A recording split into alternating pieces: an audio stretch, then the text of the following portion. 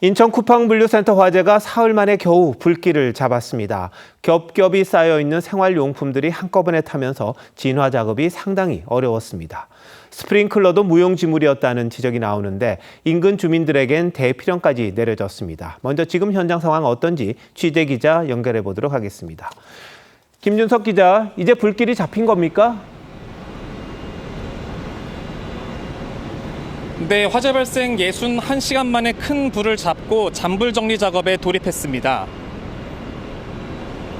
당초 소방당국은 어젯밤 11시쯤 주불이 잡힐 것으로 예상했지만 21시간 더 경과된 오늘 오후 8시에야 주불이 잡힌 겁니다.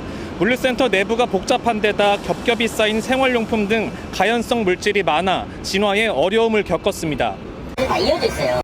예. 한대용으로 보시면 돼요. 가연물이 꽉 차 있어요. 불이 계속 그 가연물에 타고 가는 거예요.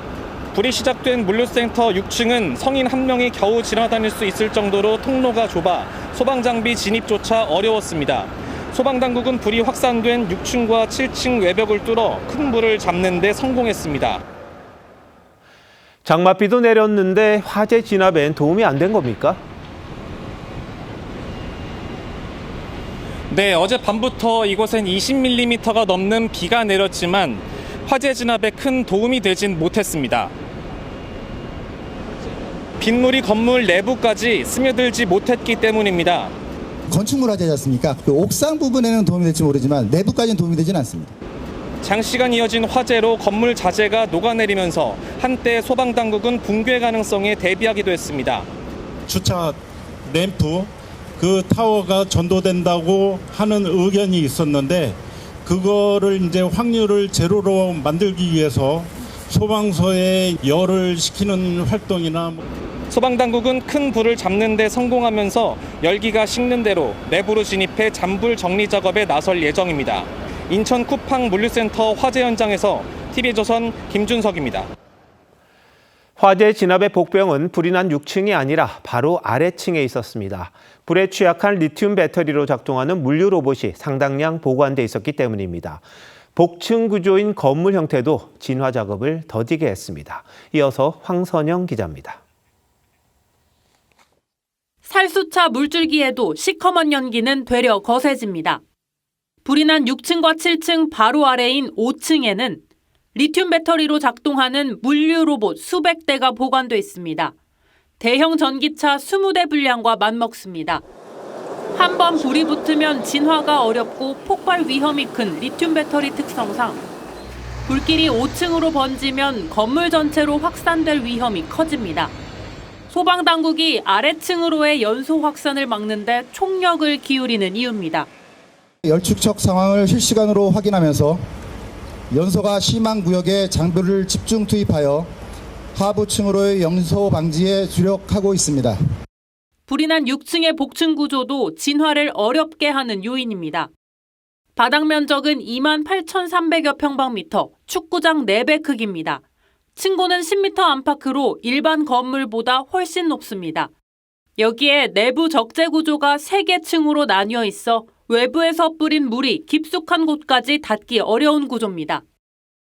전문가들은 겉불을 잡더라도 깊숙한 곳에 불씨가 계속 살아나는 심부 화재가 이어지고 있다고 분석했습니다. 심부에 있는 그 불씨까지 다 없애려면 쌓여있는 것들을 흩트려서 평평한 상태가 되도록 하고 또 물 뿌리고 굉장히 어렵죠. 이번 화재를 계기로 대형 물류센터의 소방 규정과 물품 적재 기준을 재검토해야 한다는 목소리가 커지고 있습니다. TV조선 황선영입니다. 큰 불은 잡혔지만 화재 대응 과정에서 내려진 대피령과 휴교 조치로 주민들의 불편이 이어졌습니다. 주민 목소리 구자형 기자가 들어봤습니다.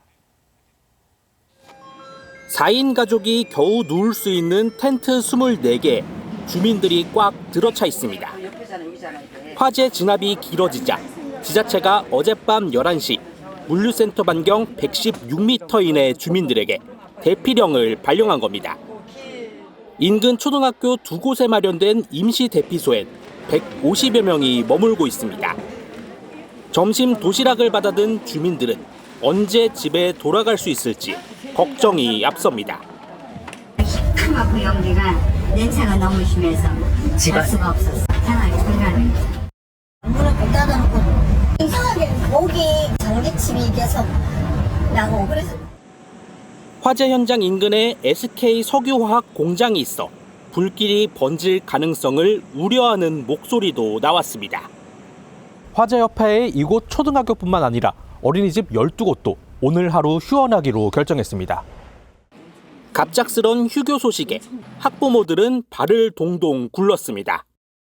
맞벌이 하는 엄마들 뭐 당장 이제 하루아침에 아침에 연락이 왔으니까 이제 어디 맡길 데도 없고 당일로 이제 못 간다고 하고 차량 출입이 통제되면서 인근 공장도 사실상 가동을 멈췄습니다. TV조선 구자영입니다. 쿠팡 인천 물류센터 화재는 5년 전 이천 물류센터 화재를 떠올리게 합니다. 이천 화재 때는 건물이 사실상 전소되면서 3,400억 원 안팎의 손실이 났는데 이번 인천센터는 규모로만 보면 2배가 넘습니다. 두 화재를 구민성 기자가 비교해봤습니다. 진열대 옆에서 희뿌연 연기가 올라오더니 작은 불꽃이 선반 전체로 퍼지고 창고 안은 검은 연기로 뒤덮입니다. 2021년 쿠팡 이천 물류센터 화재 당시 내부 CCTV입니다. 불은 지하 2층 선반 위 콘센트 부근에서 시작돼 전기적 요인에 의한 화재로 추정됐습니다. 이번 인천 화재는 6층에서 시작된 불이 외벽을 타고 7층까지 번졌습니다. 센터 크기도 다릅니다.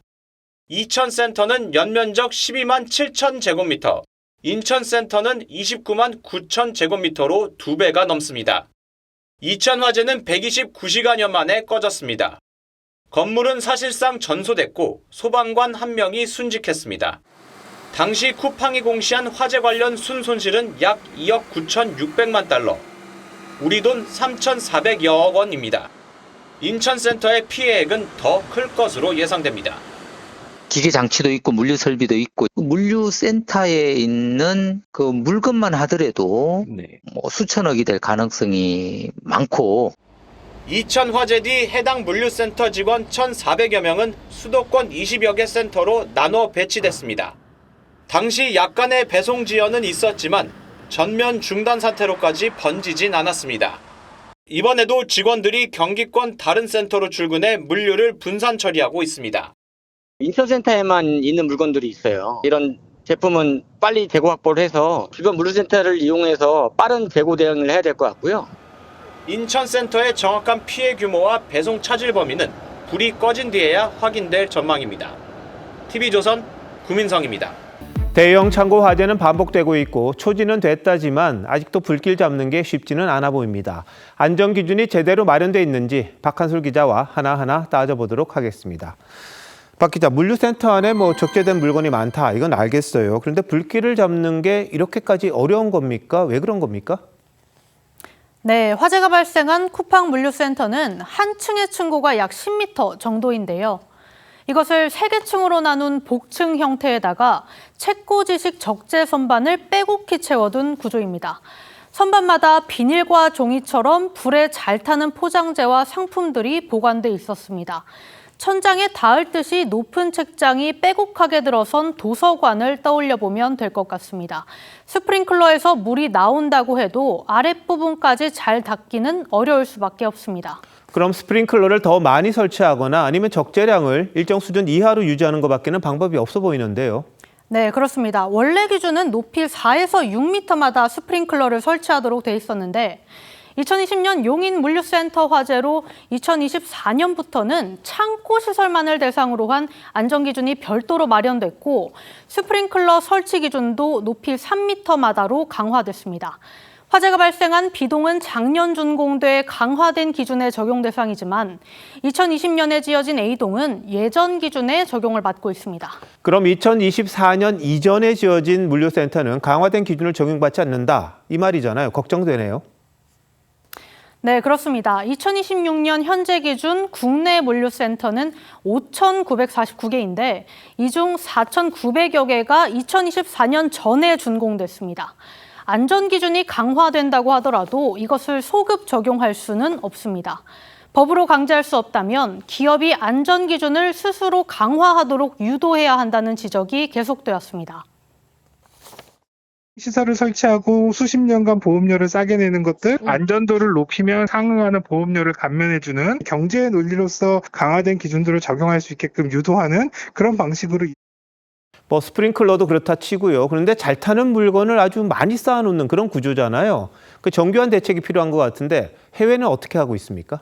네, 불쏘시개 역할을 하는 가연성 물건이 많은 경우 스프링클러가 작동한다고 해도 제 역할을 하긴 어려울 수 있습니다. 미국, 싱가포르, 영국의 경우 보관 품목, 포장 방식, 포장 높이 관련 기준이 마련돼 있고 물건을 많이 쌓는 경우 추가적인 허가도 받아야 합니다. 굉장히 다양한 가연물들이 존재하는 창고에서 화재가 발생하게 되면 스프링클러가 작동을 했다고 하더라도 그 제어 능력조차도 이제 상실하게 되는 상황들이 있을 수도 있는 것이 현실입니다. 네, 빠른 배송을 원하는 고객들이 많다 보니까 물류센터는 점점 더 늘어날 것 같고 거기에 따라서 아주 정교한 대책 마련이 있어야 되지 않나 싶기도 합니다. 박 기자 잘 들었습니다.